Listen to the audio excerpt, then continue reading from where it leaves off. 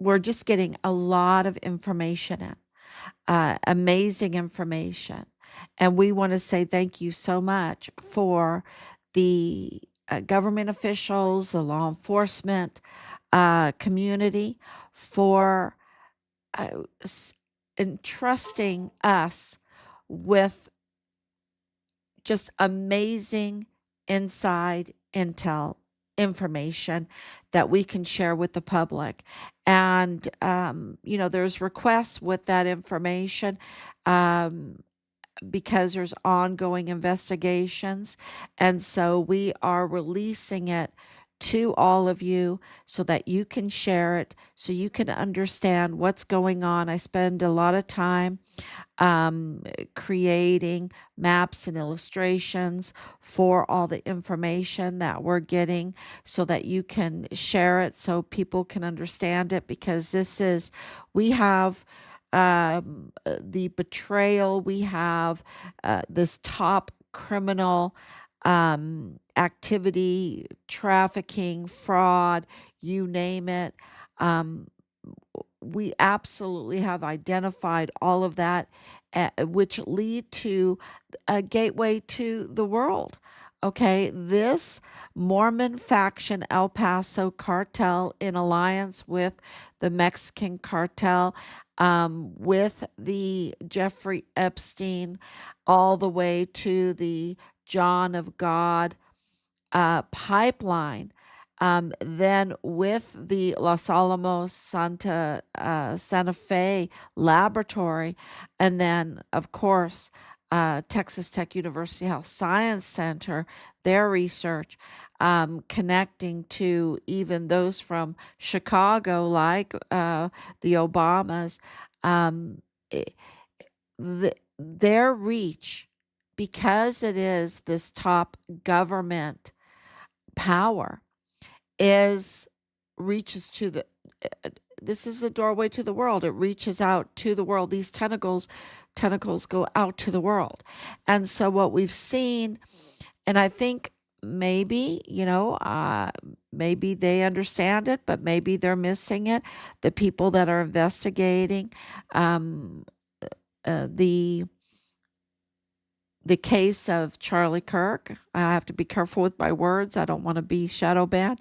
Um, they tend to focus just on, a small group, a small, I mean, a one, it's, one country, right? They want to blame it all on. Um, not all of them, but this is where the focus is. They're trying to focus on one. They blame one, and I think that the picture is much larger than that, and includes, of course, we know that this is all connected.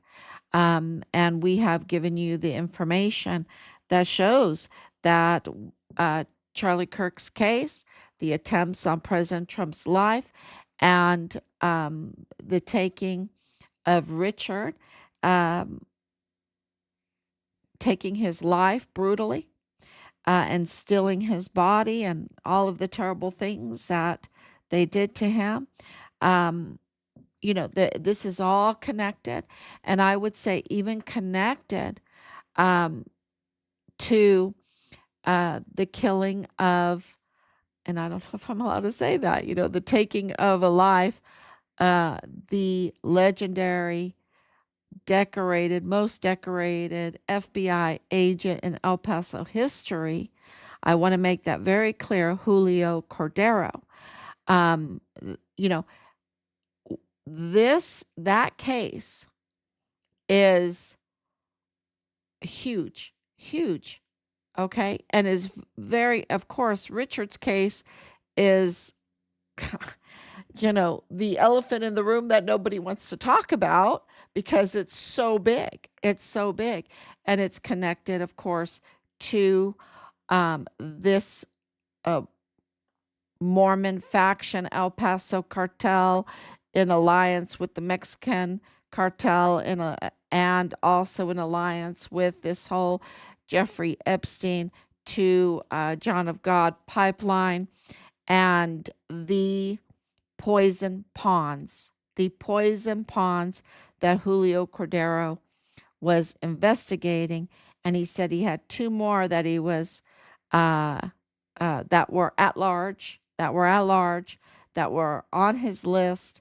That because over 40 were arrested with poison ponds, and there was two at large that he was still investigating, and he revealed who those two are.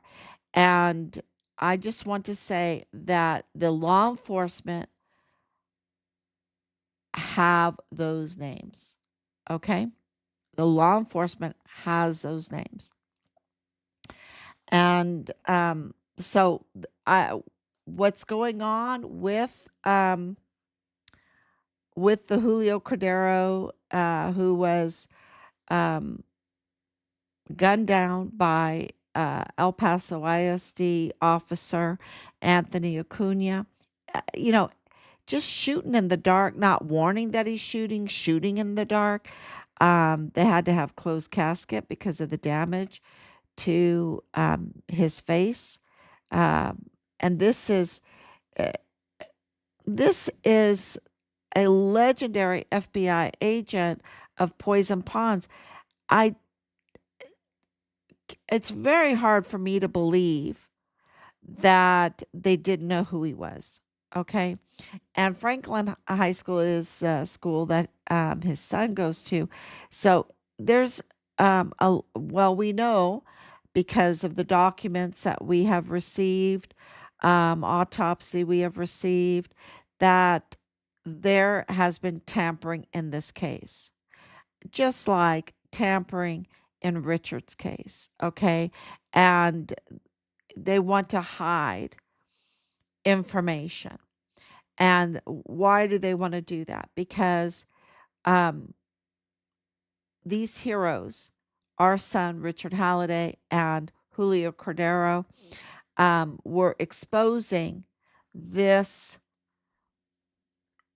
this Mormon faction, El Paso cartel, in alliance with this whole trafficking Mexican cartel, with this this other Ponzi scheme, elite Ponzi scheme, trafficking network of Jeffrey Epstein to John of God.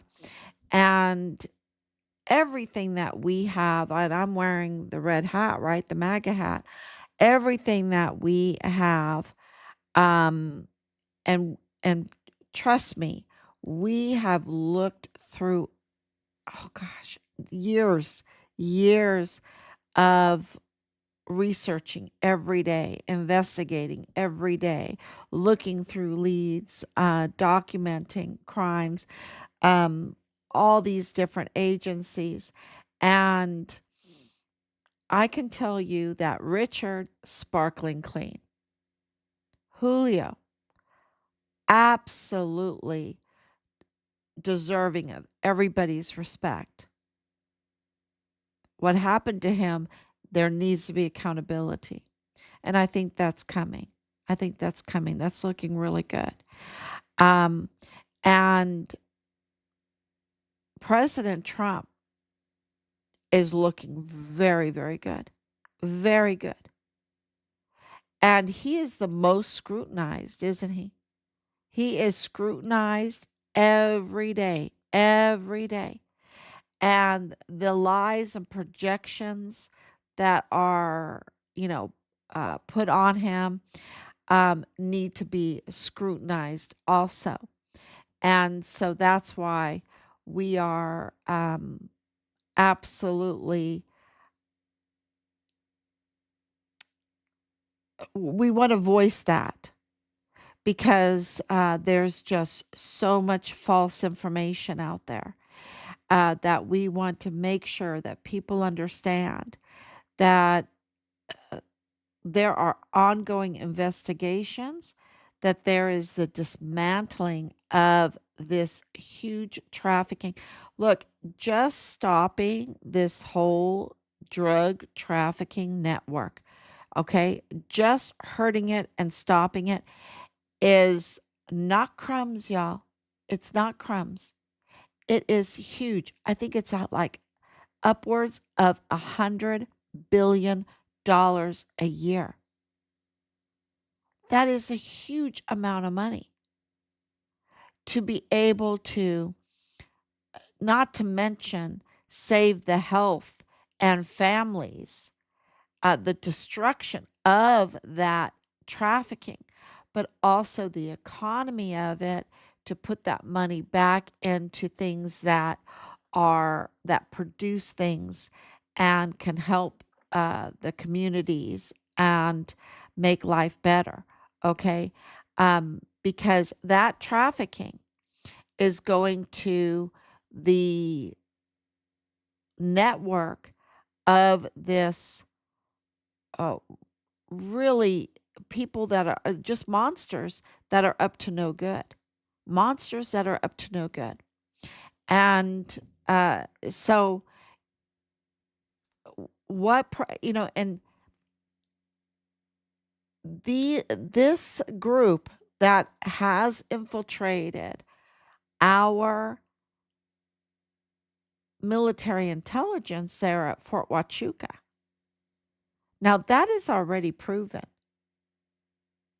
That is already proven, and I'll show you. I'll matter of fact, I'll put up the screen so that let's see, I'll show you through the screen because I think that that helps a lot.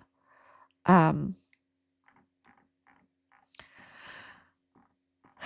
and I'll start at the top and work down. Maybe that is. There's so much information. Oh my gosh, y'all. So much work that we have been doing.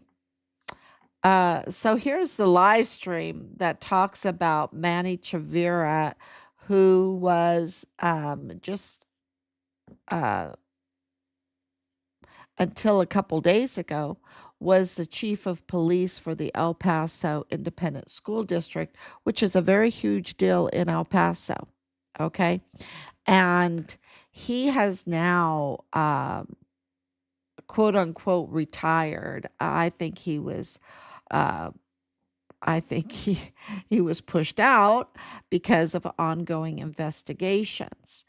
And he committed a felony by taking that job because when he took that job, evidence confirms he did not have a peacekeeper's license. He was offered the chief of police um, of the El Paso ISD, which is a very big deal because they have tunnels underneath these schools that are on the border that go right over into Mexico. Um, yes, because El Paso is an ancient city and also known for its trafficking. Okay, so you need to have someone that has experience and is trained and has a peacekeeper's license. To take that job without that is committing a felony. So, right at the go, just days after the Walmart mass shooting, which he played a part in, and uh, this liaison situation that he was at during that time. And we know that the El Paso um, Walmart mass shooting was, uh, let's just say it was weaponized. It was weaponized against President Trump. And here, Manny Chavira, days later, gets the chief of police situation for El Paso ISD. Um, and there's just a lot of conflicts there because his his wife, of course, now we haven't really mentioned this, but I think it is worthy to mention today because his wife came on our site without identifying who she was, to tamper and intimidate a witness. We are a witness to um, Manny Chavira's what's happening with the cases, with the Acuna, Julio Cordero case. Um, and she's coming on, not even identifying who she is, and that she was a police officer at one point, and that she was even, um, and I'm going to say it in a nice way, dating Jesus Eddie Nieto Jr., who it was the FBI agent that was part of this leaking of our son's information with Colin Wetton, right? And he was reprimanded for the relationship that he had with Chavira's wife. Um, and also she came on using Vanessa Guillen's image. And I think, um, I hope that Vanessa Guillen's family um, will be offended by that, because we were very offended by that. Um, yeah. So, and especially to come on and intimidate witnesses. I mean, that's what that was. So, and we've had so much of it. You could say, "Oh, well, how do you know?" or whatever. Well, because this has been over 5.5 years of ongoing harassment, intimidation, all of that, and all of the um, documenting of those instances and filing it. We haven't been silent about that. We have been filing these instances of harassment and intimidation and threats to our life. Um, so we're not going to take a chance, because look at what they did to our son. Look at what they did um, to Charlie Kirk. Look at what they did to so many. And I don't want to name names because these are ongoing cases. So, what they do to whistleblowers, um, yeah, it's terrible. So, yeah, we document and we file. We document and we file, and um, it's a lot of work. We're getting faster at it. Um, just because we've done so many, but it's a lot of work. And I think that it's having an effect in El Paso, because with Manny Chavira retiring, I think that indicates that he is under investigation, that his office is under investigation, and our um, our opinion on the whole thing is that it's because of Julio Cordero, and and and that tampered evidence, and them not releasing the body cam footage, the tampering of the crime scene, calling in so many like Michael Gonzalez, and getting coaching Anthony Acuna, who was the El Paso ISD officer, bringing in Texas Ranger, DPS Texas Ranger Cody Carter, um, and really lying to the Attorney General Ken Paxton. I mean, this is a level of cover up that they're doing, that they are committing one crime after the other. So I think that that's why they are under investigation. Um, uh, I think that that's a pretty safe statement, enough to say it out loud, right? So that's what I want to say about that. There's so much. Matter of fact, I I wrote some. Yeah, yeah, I wrote some notes down on that. Okay, so here it is. Jeffrey Epstein and Beto and Obama, with all of the double gangers, they really look alike, don't they? They really look alike, and of course, it's just a wonder. It's just a wonder. Um, something fishy is going on, something doesn't smell right. Um, because when people come out of nowhere to become president of the United States, like can you imagine Beto O'Rourke, or you know, it's just, and where did Obama come from? It just seemed like he came out of nowhere. Um, yeah, and then absolutely that these three have major history connections. We had a lawyer for Obama just quit because of her connections with Epstein. She just resigned, and we know that Beto O'Rourke's father-in-law bought a ranch right there, a little southeast of Santa Fe, really bordering neighbor of Zorro Ranch, Epstein's ranch. And they bought it at just about the same time, the early 1990s. They bought it at the same time and they sold it in the same their ranches. And this connection with Santa Fe Laboratory, with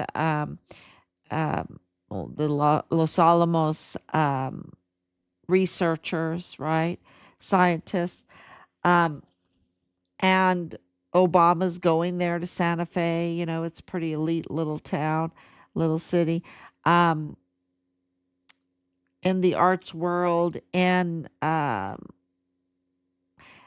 yeah, connected, connected. They're just so connected. It's just please look some of that up, and let us know what you find too, because it's a lot. They're very connected, and this is a big deal because that's what you find. You're not finding President Trump there. You're finding um, this connection with Bill Sanders, with Beto having his wedding right there on the Sanders Ranch. That was, r- r- bordering Zorro Ranch. I mean, right there. I think you could drive, minutes, minutes, and you'd be in. You could go visit your neighbor Epstein's.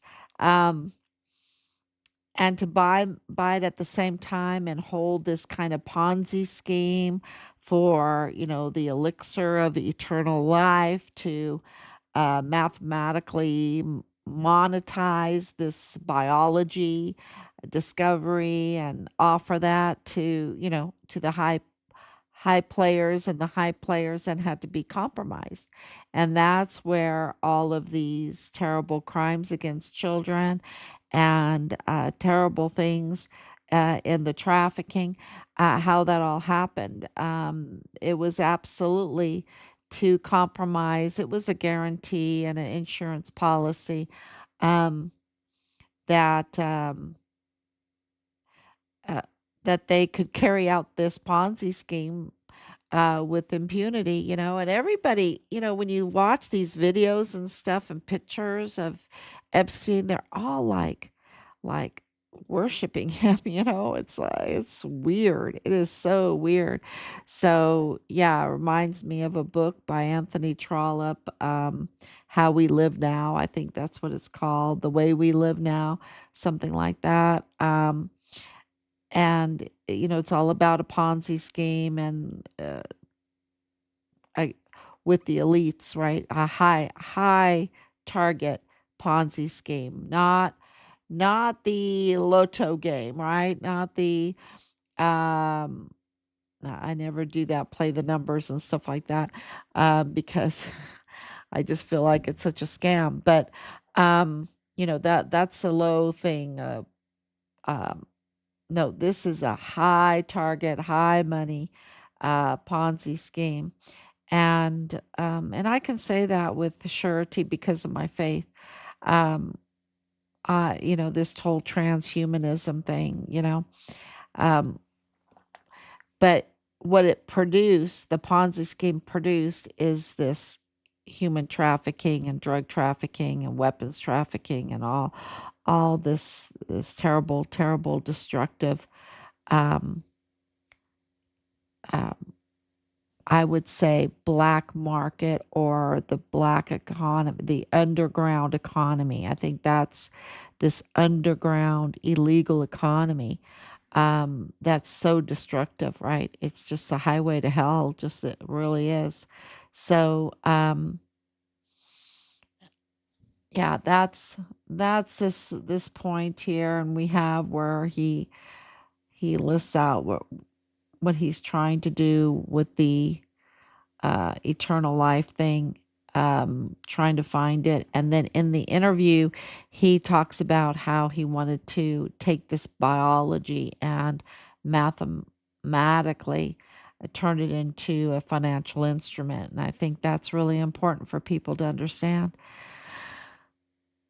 Um, so here is how he financed, even after his 2008 conviction of, the worst type of crimes against children and the trafficking. He's financing his pilot's daughter's education. And Brooke is very interesting because she's military, right? And she was studying neuroscience. And she's then went into be a MI, military intelligence there at Fort Huachuca, um, which is just jaw dropping, right?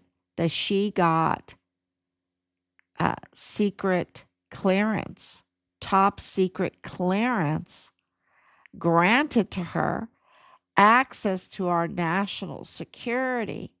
And here, because when you get this top secret clearance, and even in the email, it says it took a year and a half to get it, right? Because they will have to look at every flight, all her information, all her connections, everything. She's connected to a convicted um, child, the worst type of crimes against children person with that was trafficking, and they gave her top clearance. Yeah, yeah, there's something wrong there. But this is proof that he was paying for her, and she's taking money from him even after he's convicted. She's like, "Oh yeah, pay for my school, or let me use your apartment there in New York to do my job interviews." That's the other daughter, right?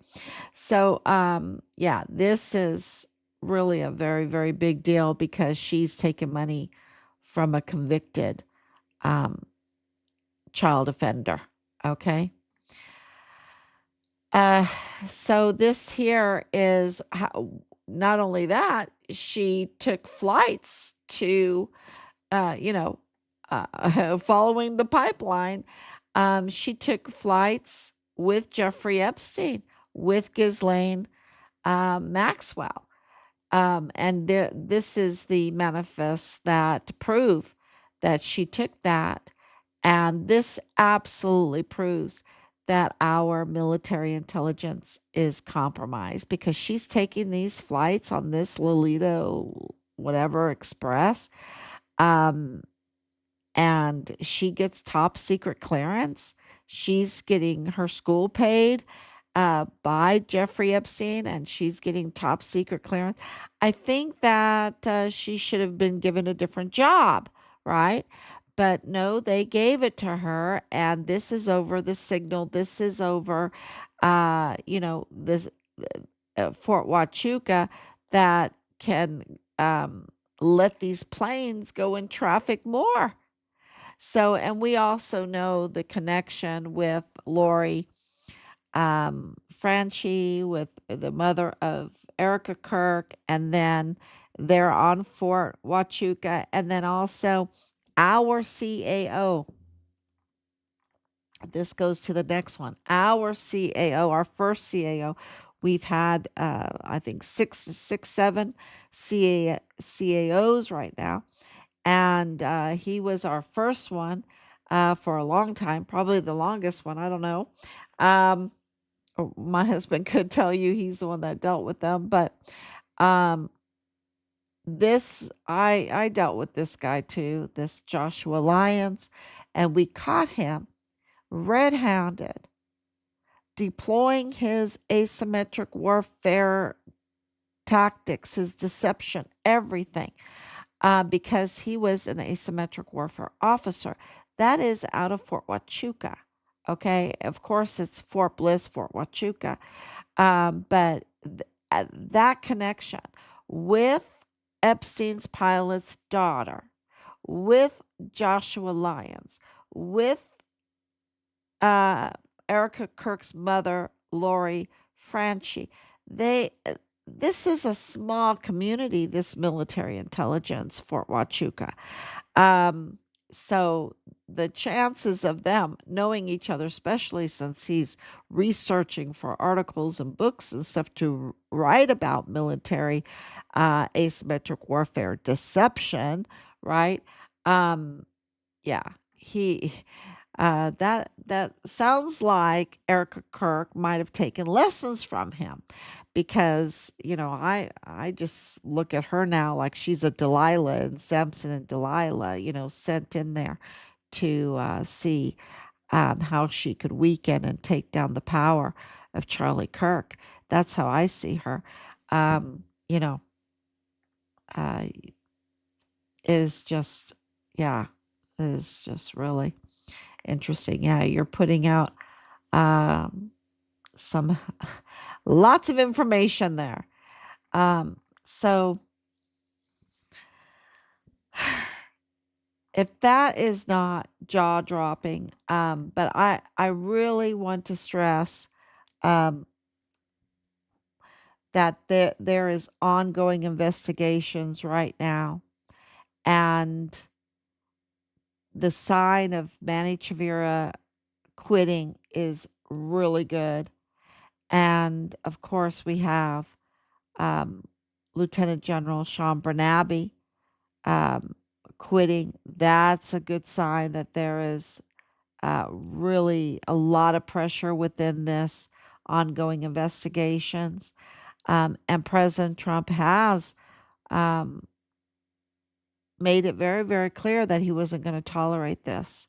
And so we're very happy to report that so much is happening behind the scenes. And we are our economy is set to really, because of the reports that we're getting, it's going to be like a golden age for our economy. So if we can really stop, mm, just, I don't think you can stop 100%, but maybe 98% of this drug trafficking, $100 billion, and then all the fraud, the theft, and everything, billions and billions, maybe even up to $1 trillion of all of this fraud that's going on, and to the number of jobs going to Americans right now that are in construction for a lot of these AI buildings and stuff like that. It's just amazing what we're seeing in the numbers. And I think we're on the verge of a real golden age. And that will give an assurance, that will give, a whole different attitude. And that's what we need in order to get our son's remains back. This is the vicious negotiation period where things are pretty, there is back and forth, back and forth. You see that. And it's a lot of arrests going on, a lot of complaints going out. But once we really get settled in, which I think is already happening, um, then we'll be in a really good position to have effective negotiation for our son's remains. So the pressure, it's the pressure. So and then an attitude of relief, because I think the people have been on edge for so long, fearing retaliation, right? Fearing their own life, their own livelihoods. You saw that in the one case also, um, with, I'm trying to remember, the Castellano case, where the wife is just absolutely saying that um, the whole arrest and everything of JT, Juan Torres, the very corrupt and compromised DPS, Texas Rangers, who need to give back their hat, right? Because they don't deserve their hat. They're very corrupt and they are a national security threat to public safety. And I think Miss Cassiano really makes that very, very clear in the dismissed case. And I think that's a important case too going on right now. So, yeah, we see it very clearly.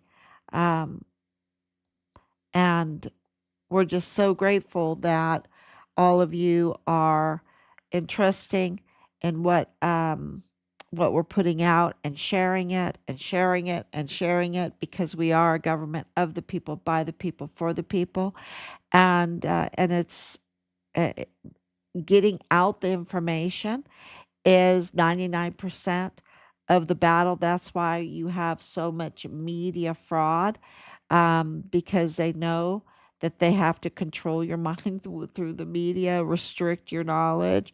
Um, and so we're just getting this information out to you to share. We're very, very grateful for that. Please continue to share, and we will be back tomorrow, God